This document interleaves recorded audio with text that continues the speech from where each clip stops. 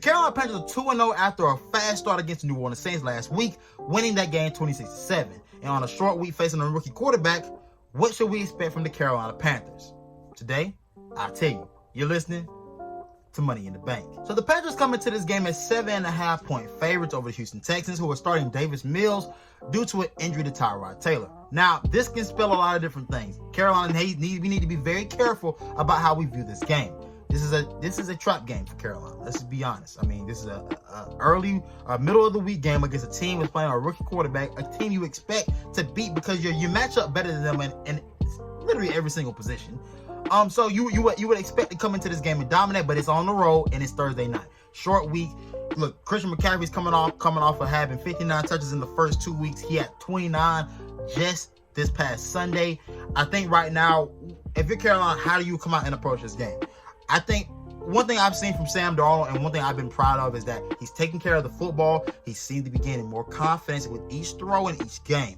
This is something that facing a team like Houston that's given up an average of 26 points in their first 2 games. You gave up 3 touchdowns to Trevor Lawrence in week 1. I don't expect this team to be better defensively, especially on an even shorter week. I think execution is going to be key here. I think, when we talk about Carolina, what they've done in the first half of these first 2 games, they've been hot. They've come out hot. They've executed well. Boom, boom, boom. They get down the field. They score. Now, here's the thing. How fast do you come out against the Houston Texans? This is a team you're better than. This is a team you need to put into the dirt pretty early. I kind of feel this feels similar to the Jets game, but this is much different because Houston's shown in the first 2 games that, hey, they're a half away. They're a hamstring away from probably beating the Cleveland Browns this past weekend.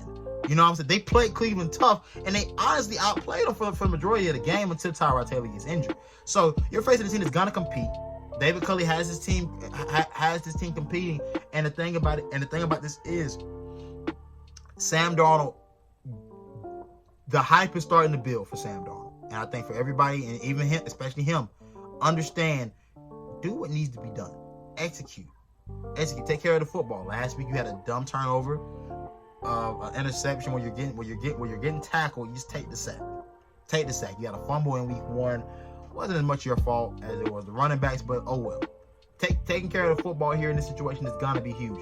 Carolina right now, look, there's no position on this offense that I feel like that we lack. I will say this: they're active on the defensive front. They're an active group. They play hard. An offensive line like ours that already is talent inept cannot afford to come out lackluster against this group. One thing I will say that we did against the Saints that I really love, we protected the quarterback. I know we gave up a couple sacks, but we protected the quarterback better in week 2 than we did against the Jets, and that was a huge improvement. Now, Pat Elflein will be out. I believe Brady Christensen will get the start this week.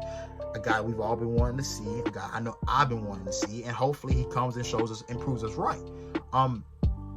Again, offensively here, I think the main thing here you want to do is control the line of scrimmage. It's every week, but I think establishing Sam Darnold early is probably the key here. I'd go with short. I go with the short passing game. I go with getting McCaffrey involved. I know we want to limit his touches, but get McCaffrey involved early on. Get him going in the screen game or some swing passes out to him. Get the ball out of Sam's hand. Get him filling the receivers early on. Get the ball on some slants to Robbie Anderson. Find ways to get DJ Moore involved early on and often. That will be the key to this game. I didn't think that alleviates the pressure on the ground game and alleviates what the Texans can do as far as loading up the box to try to come at you if you're able to spread it over the top and spread it around the different receivers. I think getting those guys involved, get Terrace Marshall more so involved as well. I think getting another option besides the guys we know would be great for this offense, and that's what I have for the offensive side of the ball. Not defensively, bro. The formula is simple. Just hit the quarterback. Get to the quarterback. Like, you've done that in the first 2 weeks. You terrorized Zach Wilson. You terrorized Jameis Winston. You make 2 quarterbacks look very, very mediocre in the first 2 games. This guy is no better than those 2. He's actually the worst of the 3 you've played thus far. Apply pressure, man. Phil Snow and what he's done defensively, bro.